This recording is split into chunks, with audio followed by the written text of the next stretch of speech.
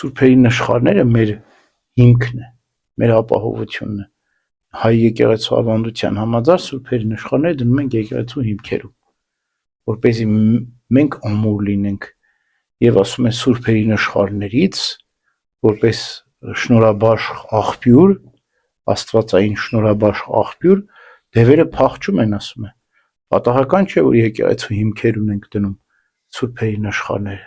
որպեսզի եկեղեցին օծված սրբագործված վայր լինի, որտեղից դևերը փախչեն։ Շատ անգամ դիվահարներին հենց սուրբերի նշխարների մոտ բերելով, աղոթելով դևերը դուրս են գալիս։ Նրանց կյանքը, վարքը մեր ականջին միշտ արթուն ավետարան է։ Երբ որ մենք սուրբերի կյանքը կարդում ենք, Պողոս առաքյալն ինչ ասում, նմանվեք ինձ, ինչպես ես Քրիստոսին։ Այսինքն իրենց կյանքը կարծես Քրիստոսի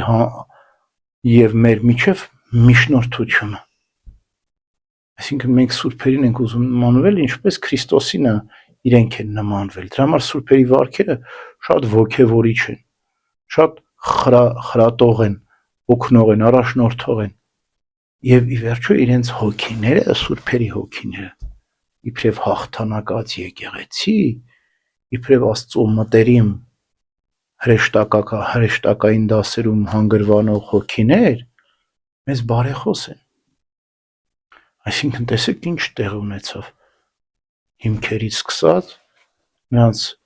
քարոզը մեզ օրինակ, իսկ հոգիներն էլ մեզ զորավիք, օգնող, երկնքի արքայության մեջ աջակցող, առաջնորդող, ասում է Սուրբ Գրիգոր Տաթևացին, ասում է սուրբերի ոտնահետքերը երկնքի արքայության ճանապարհին թարմ են, թարմ ոտնահետքեր են, երբ որ դու իրանց վարքը կարդում ես, ոնց որ կենդանանում այդ սուրբը քո առջև, եւ հատկապես իր տոնախմբության օրը իր ոտնահետքը երկնքի արքայության ճանապարհին թարմ է, ուզում ես կարաս իր ոտնահետքերով քայլես, գնաս երկինք, այսինքն կենդանի է եկեղեցին, ապրողը, շնչողը, գործողը, բայց երբ որ դու սուրբերի բարեխոսությունը եւ երկնքի արքայության այս կենդանի համակարգը չես անկալում կամ մերժում ես, կտրում ես եկեղեցին։ Երկինքը երկրից կտրում ես, ինչպես ցավոք սրտի աղանդավորներն են ասում։ Մարդը մահացավ, վերջ, ոչ կապ կա, ոչ բան չկա։ Այսինքն կտրում ես, դու ստեղ չոր, այնտեղ իրենք չոր։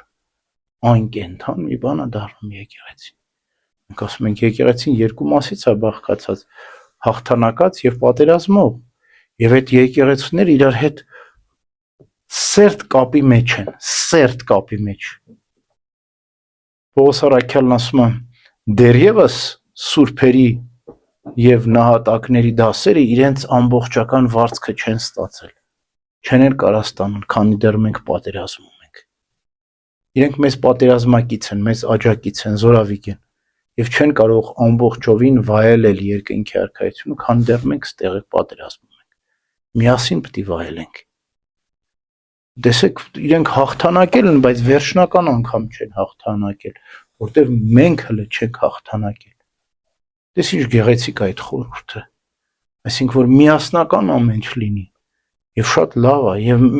պետք չի այդ միասնականության, միաբանության կապը խզել, չի կարելի։ Սուրբ Պատարագի խորհուրդը հատկապես երկինք է երկրի վրա, հրեշտակներն են իջում, առաքյալներն են իջում, սուրբերն են իջնում, մեզ աղոթակից են, մեր աղոթները բարձրացնում են երկինք, Սուրբ Պատարագի խորհրդին են սպասարկում հրեշտակները, ավելի գեղեցիկ սքանչելիք չկա, քան երկրի վրա դու երկինքն ես տեսնում, հավիտենական կյանքի խորհուրդն ես տեսնում, երկնքի արքայության խնջույքն է վերջին ընթրիքը կամ Քրիստոսի Սուրբ հաղորդություն։ Այս բոլոր Աստված մեզ տվեց, որովհետեւ մենք կենդանի հավատք ունենանք, այ մասնակցենք այս խորհրդին։ Եվ